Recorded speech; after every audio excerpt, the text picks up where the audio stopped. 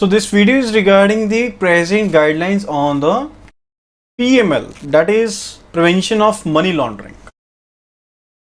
तो prevention of money laundering act आया था 2002 में एंड केवाईसी गाइडलाइंस दी गई थी 2005 में. ओके, तो सबसे पहले हम बात कर रहे हैं मनी लॉन्ड्रिंग के बारे में. तो prevention of money laundering act आया, मनी लॉन्ड्रिंग के ऊपर आया. तो first of all let us understand कि मनी लॉन्ड्रिंग होती क्या है.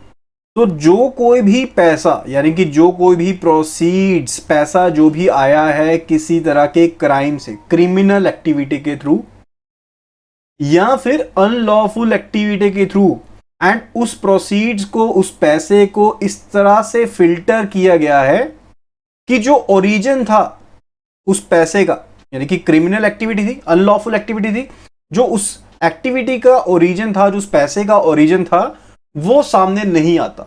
सो पीएमएल एक्ट का, prevention of money laundering act का जो प्रोविजन है उसमें सेक्शन 3 जो है ये मनी लॉन्ड्रिंग की डेफिनेशन प्रोवाइड करता है.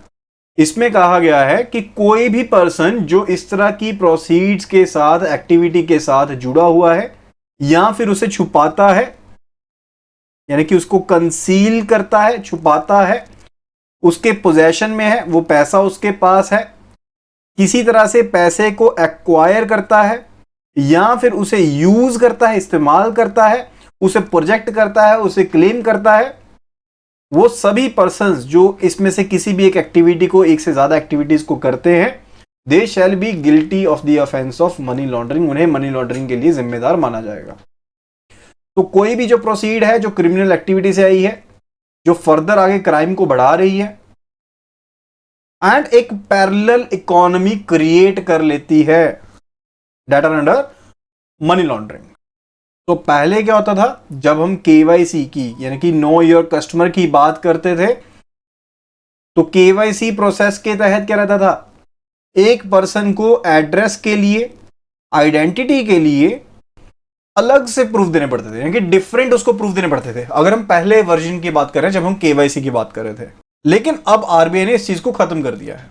अब सिंगल प्रूफ जो है फोटोग्राफ के साथ एंड एड्रेस के साथ वो एप्लीकेबल है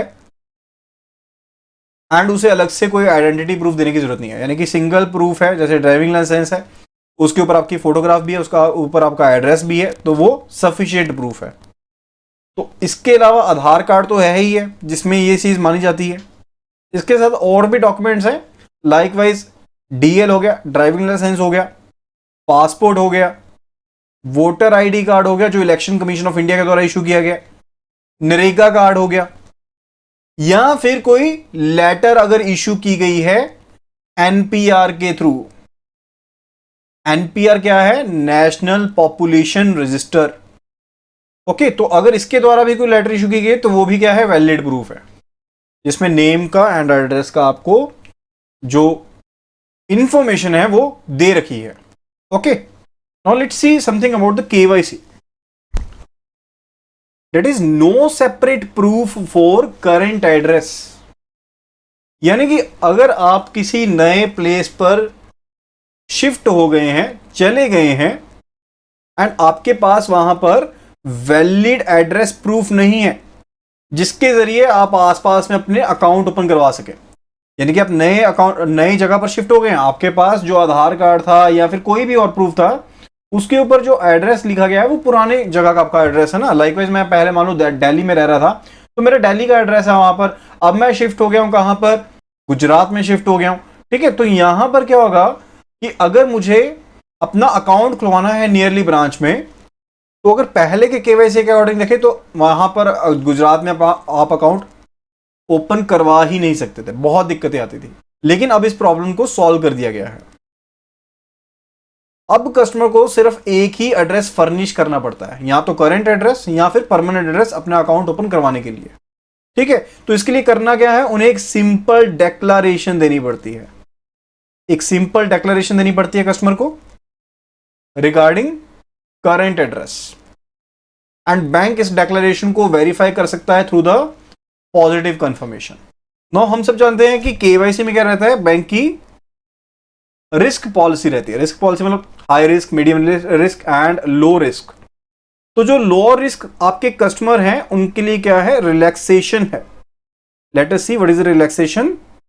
अब अगर कोई पर्सन है जिसके पास कोई भी केवाईसी डॉक्यूमेंट नहीं है, उसके पास कोई भी केवाईसी डॉक्यूमेंट नहीं है, लेकिन उसकी कैटेगरी क्या है, लो रिस्क कैटेगरी है, तो वो सेंट्रल या फिर स्टेट गवर्नमेंट के द्वारा इशूड आइडेंटिटी कार्ड के थ्रू, ध्यान से सुनिए इस चीज को, कोई पर्सन है जिसके पास कोई भी केवाईसी नहीं है, नो केवाईसी, बट वो कैटेगराइज क्या है, लो रिस्क कस्टमर है, उसके केस में सेंट्रल या फिर स्टेट गवर्नमेंट के द्वारा कोई भी आईडी कार्ड इशू किया गया है विद फोटोग्राफ, वो वैलिड प्रूफ माना जाएगा। इसी तरह से अगर पीएसयू के थ्रू यानी कि पब्लिक सेक्टर अंडरटेकिंग के थ्रू कोई आईडी कार्ड इशू किया गया है, वो भी वैलिड माना जाएगा। कोई रेगुलेटरी अथॉरिटी के थ्रू इशू किया है, वो भी वैलिड प्रूफ माना जाएगा। कोई शेड्यूल्ड कमर्शियल बैंक के थ्रू आईडी कार्ड इशू किया गया है, फाइनेंशियल इंस्टीट्यूशन के थ्रू आईडी कार्ड इशू किया गया है, या फिर गेजेटेड ऑफिसर के थ्रू अगर कोई लेटर इशू की गई है विद द फोटोग्राफ, वो वैलिड प्रूफ माना जाएगा। Okay, that is in the case of persons which have no KYC but they are categorized as low risk. Now the thing is कि कोई पर्सन आता है आपके पास, उसके पास कोई KYC है ही नहीं, आपको रिस्क कैटेगराइजेशन का भी नहीं पता है एंड उसके पास कोई भी KYC नहीं है, नो KYC, तो उनके लिए क्या किया जाएगा, स्मॉल अकाउंट का ऑप्शन जो है वो इस्तेमाल किया जाएगा। एंड इस तरह के केसेस में ये बेस्ट ऑप्शन रहता है। यानी कि मे बी कोई माइग्रेंट वर्कर हो जो अपने स्टेट को छोड़कर दूसरी स्टेट में आकर काम कर रहा है, मजदूरी कर रहा है, लेबर का काम कर रहा है, उसके पास कोई डॉक्यूमेंट नहीं, अकाउंट खुलवाने के लिए कोई केवाईसी नहीं है, तो उसका स्मॉल अकाउंट ओपन कर सकते हैं।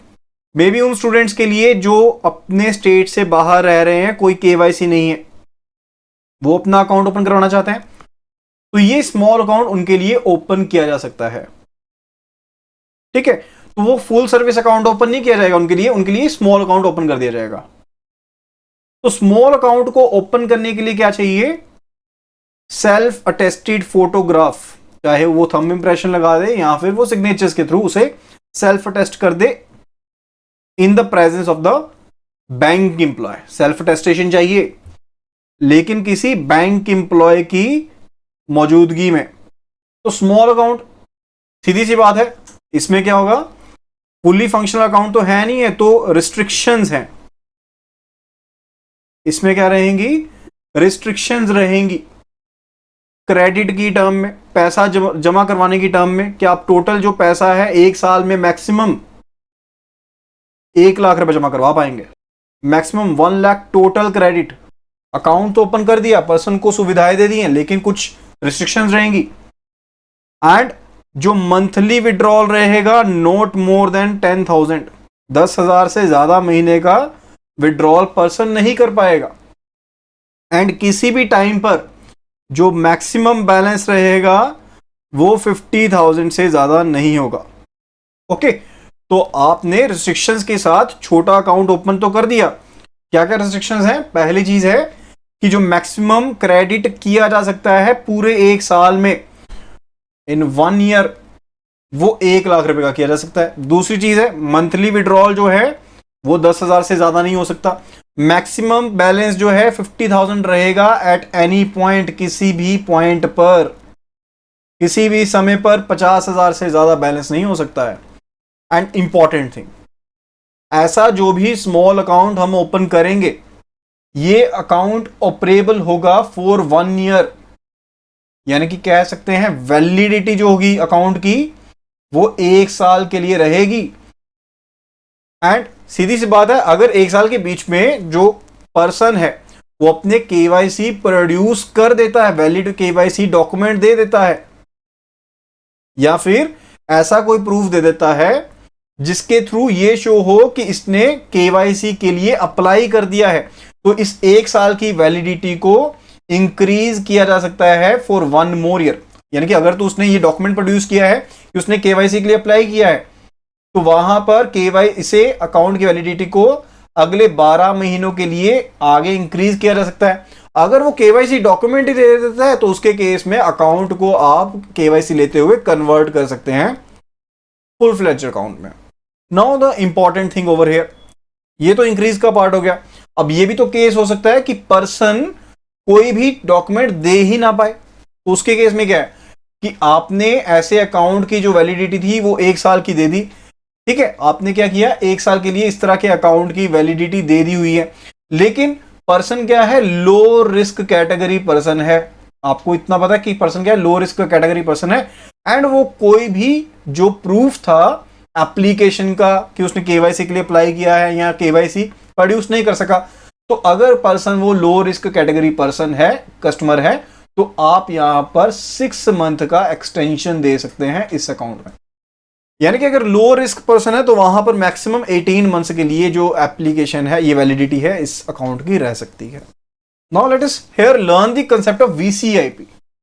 वीसीआईपी क्या है? This is video customer identification process. तो रिजर्व बैंक ऑफ इंडिया ने क्या किया है, इंडिया में इंट्रोड्यूस किया है आधार बेस्ड वीसीआईपी, जिससे जो बैंक्स हैं एंड अगर कोई लेंडर है तो वो रिमोटली क्या कर सकते हैं, केवाईसी को कंप्लीट कर सकते हैं वीडियो पर भी।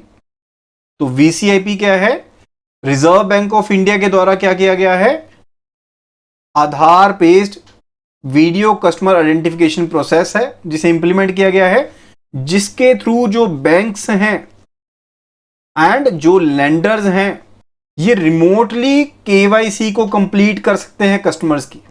ओके, तो लेंडर जो हैं वो ई केवाईसी की जगह इसे इस्तेमाल कर सकते हैं। तो रिजर्व बैंक ऑफ इंडिया ने क्या किया है कि जो उनकी जो गाइडलाइंस थी prevention of money laundering act के under for the maintenance of records, उसे चेंज किया है, उसे अमेंड किया है ताकि वो वीसीआईपी को इंट्रोड्यूस कर पाए। ओके